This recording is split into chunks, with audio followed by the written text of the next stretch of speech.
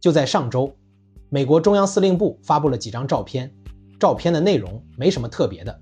2架 B-2 幽灵轰炸机从密苏里州怀特曼空军基地起飞，执行又一次跨越半个地球的打击任务，目标伊朗。这是 B-2 在过去1年里反复在做的事儿，没什么新鲜的。但如果你把照片放大，把目光落在机翼前缘，你会发现一个不该存在的东西。几个白色矩形带有黑色边框，被密封在 B-2 那神秘的决定它隐身性能的机翼前缘上，上下对称，规整的不像是偶然。这不是涂装，不是反光，也不是损伤，这是刻意为之。而问题来了，一架以看不见为生的飞机，为什么要在自己身上贴几个看得见的标记？为什么这不像是一次意外？有人可能会说，不就是贴了几块胶带吗？飞机维修的时候贴个保护膜，很正常吧？好，我们来排除这种可能性。第一， B-2 的隐身涂层极其娇贵，它的每一次维修都有严格规范，有专门的工具、专门的材料、专门的技术人员。在 B-2 30年的服役历史中，你从没见过这种规整的白色矩形出现在机翼前缘。这个地方是 B-2 隐身设计的核心区域，任何改动都会影响雷达反射截面积。第二，如果只是飞行前需要撕掉的保护膜，为什么要在上下机翼前缘对称出现？为什么在照片里2架不同的 B-2 都有同样的特征？第三，也是最关键的，这些照片是官方发布的，美国中央司令部知道全世界都会看到这些照片，知道所有人都会注意到这些白色方块。如果这只是维修留下的痕迹，他们大可以换一架飞机拍照或者修一下图，他们没有。这意味着什么？意味着这些白色方块的存在本身就是一种信号。第一种可能，这不是隐身，而是现身。好，那这些白色方块到底是干什么的？我们先来猜第一种可能，信号增强器。这听起来很反直觉，一架隐身轰炸机为什么要让自己被看见？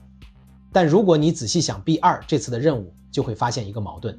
B-2 从美国本土起飞，跨越半个地球，飞到伊朗上空。这个过程中，它要穿越无数国家的空域，要和无数己方系统进行协调。在进入危险空域之前，它需要被盟友识别，需要被己方防空系统确认为友军，需要和空中指挥所保持联络。而这些白色方块可能就是一种选择性隐身装置，在需要的时候主动暴露自己的信号特征，让盟友看见，进入危险空域后再恢复幽灵状态。别忘了，这次任务中 B-2 可能要投放那枚3万磅重的巨型钻地弹。这种武器的投放需要精确的坐标校准和空域协调，如果连己方系统都找不到它，那还怎么打？所以这可能是一种信号管理能力，比单纯的隐身高出一个维度。但问题来了，如果只是为了识别，为什么要用这么显眼的方式？这些白色方块的外观比任何已知的军事设备都更原始，会不会还有别的作用？第二种可能，这不是被动隐身，而是主动感知。这是第二种猜想，新型传感器或电子战装置。B-2 设计于冷战末期，当时的威胁是什么？苏联的防空雷达信号特征大，频率范围窄，容易被压制。今天呢，伊朗装备了俄制 S-300等先进防空系统，还有越来越密集的反隐身雷达网络。一个30年前设计的隐身平台，在今天的高威胁环境下还够用吗？答案可能是否定的。这些白色方块底下可能藏着能让 B-2 看见威胁的新设备，被动雷达接收器或者主动电子扫描阵列。它们可以让 B-2 实时感知周围的电磁环境，判断自己是否被锁定，甚至在敌方雷达开机之前就发现它的位置。更进一步，这可能是一种电子攻击装置。如果 B-2 发现自己被锁定，它不再需要掉头逃跑，它可以主动干扰、欺骗甚至烧穿对方的雷达。如果这是真的，那 B-2 就不再是一枚沉默的炸弹，而是一个会思考的幽灵。它能在飞行中感知、判断反应，甚至主动发起电子攻击。但问题又来了，这么重要的升级，为什么不放在新飞机 B-21 上，反而要改装已经30岁的 B-2？ 第三种可能，这不是升级，而是试验。第三种猜想， B-21 的技术正在 B-2 身上提前验证。B21突袭者是 B2 的继承者，它的设计理念、隐身技术、传感器架构都比 B2 先进一代。但有一个问题， B21还没有正式服役，它的新技术需要实战验证，而 B2 是目前美国唯一仍在服役，并且具备远程穿透高威胁防空空域后实施重型对地打击能力的隐身轰炸机。所以这些白色方块可能就是 B21的基因被提前植入了 B2 的身体。无论是新的隐身涂层、开放式传感器架构还是电子战系统，都需要在真实战场环境中测试。如果这个猜想成立，那就意味着一个极其重要的事实， B21虽然还没上战场，但它的核心技术已经在伊朗上空实战测试过了。这就像 F-22在服役前曾经用 F-117作为技术验证平台一样，用一架成熟的飞机去测试下一代的技术，这是美军一贯的做法。但还有一个更微妙的可能，这些白色方块也许根本就不是用来作战的。第四种可能，这不是给敌人看的，而是给我们看的。第四种猜想，心理战工具。我们得问一个基本问题，这些照片是谁发布的？美国中央司令部，官方的，主动的。如果 B2 在进行机密改装，为什么要把照片发出来？为什么不在发布前把这些白色方块 P 掉？他们难道不知道所有人都会注意到吗？他们当然知道。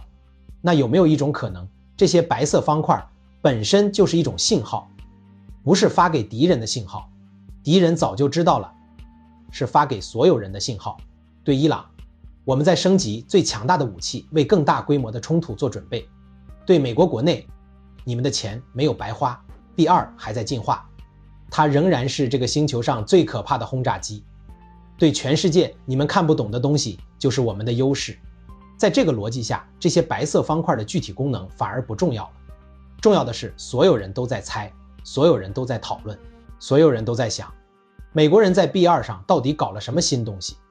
而一架轰炸机的最高境界，不是在战场上投下炸弹，而是在起飞之前就已经完成了威慑。为什么是伊朗？为什么是2026年？无论哪种猜想成立，我们都需要回答最后一个问题：为什么是现在？3个角度。第一，伊朗的威胁升级。